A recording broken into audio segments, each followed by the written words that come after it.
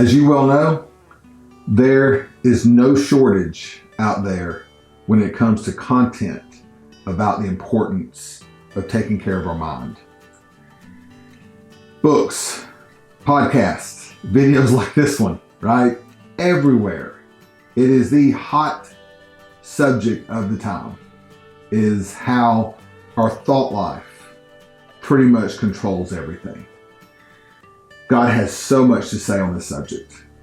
Philippians 4:8 is probably the most well-known verse. Whatsoever things are true, honorable, just, pure, lovely, think on these things. Paul also told the Romans that if we set our mind on the flesh, it's death. If we set our mind on the spirit, it's life and it's peace.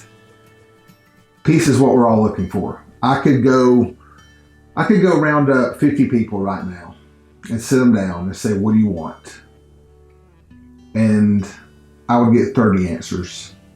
But if I start peeling away the layers, I'm convinced that we pretty much, all of us want the same thing. We're just looking for peace. God gives us that pathway to peace. And it all comes with what we do with our mind. If we do not set our mind will set itself. Now, here's the cool part. Out of all of God's creation, we are the only creatures that has the capability to think about what we're thinking about. All right, let me say that again. Out of all of God's creation, we're the only creatures that has the capability to think about what we're thinking about. That's power. When we can just take a step back, get still, and we analyze our thoughts. And if we do not set our mind, and if we do not pay attention to what the mind is doing, our mind will set itself based on how we're programmed. If you're negatively programmed, your mind, that's going to be your default setting in the mind. And you're going to experience things like hopelessness, helplessness. You're going to be a pessimist. You're probably going to end up with some kind of victim mentality if you have this negative mind. Now, most people think the solution is to have a positive mind, right? Tons of books out there on that. The power of positive thinking, all of that stuff. Here's the problem with that. While a positive mind, like making our mind positive, does seem to be very helpful, and it does seem to take us in a better direction, at the end of the day, in the big picture, you having a positive mind that's set the wrong way is really no better than a negative mind. Here's why. When you set your mind in a positive way, but you exclude God, then you're going to end up with pride, self-righteousness, independence. You're probably going to be judgmental, and it's going to inflate the ego. And what does ego stand for? Edging God out, right?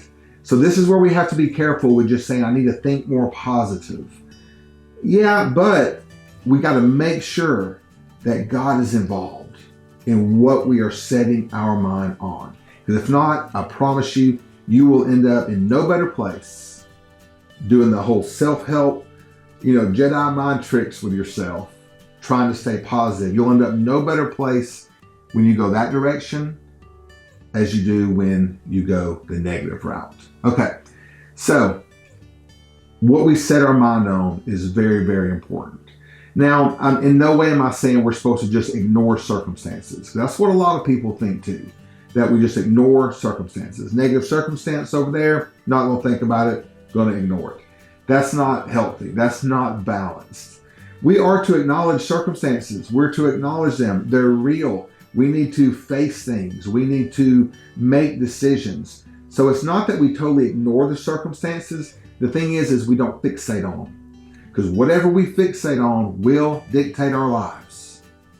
Whatever we fixate on will dictate our lives. So as we acknowledge the circumstance, we acknowledge it, but we shift our mind toward the things above. All right, as Paul told the Colossians, set your mind on the things above. Now, the things above doesn't necessarily mean up, all right? What it means is we set our mind on the things of God, the things of the kingdom. And that's in this room right now. It's in the room that you're sitting in right now. So don't let the word above throw you off. What we tend to do, because we know this, like we intuitively know if I fixate on a circumstance or if I fixate on a problem too long, we begin to feel the stress and the weight of that. So what do we normally do? Distract ourselves. And in this day and time, technology is usually what we turn to. Listen, disclaimer, it is totally okay to just to veg out on Netflix every now and then. It's totally okay just to play some video games every now and then and just to relax and enjoy. Nothing wrong with that. So please don't think I'm encouraging you to throw the baby out with the bathwater. But if you're like me, you have the tendency to pick that phone up, that smartphone, and look at it for no reason. When you start feeling anxious, or when you start feeling stressed, or when you start feeling confused, we'll grab that phone or we'll turn on the TV.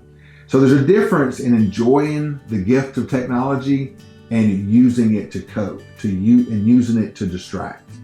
This is where setting our mind comes in.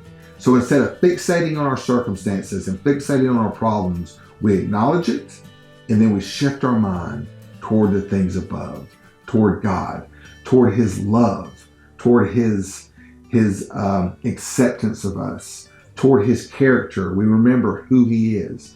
We remember who we are in Him. And when we set our mind, the veil between the temporal and the eternal gets very thin.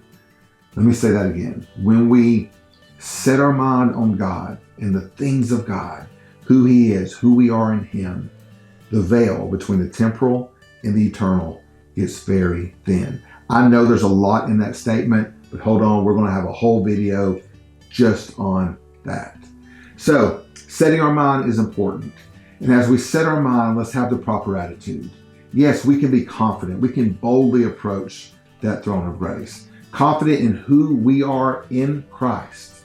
Not who we are in our humanity, but who we are in Christ. So confident in who we are in Christ, acknowledging the futility of the flesh and embracing the brokenness of the false self. That's the attitude that we come to God with when we set our mind on Him.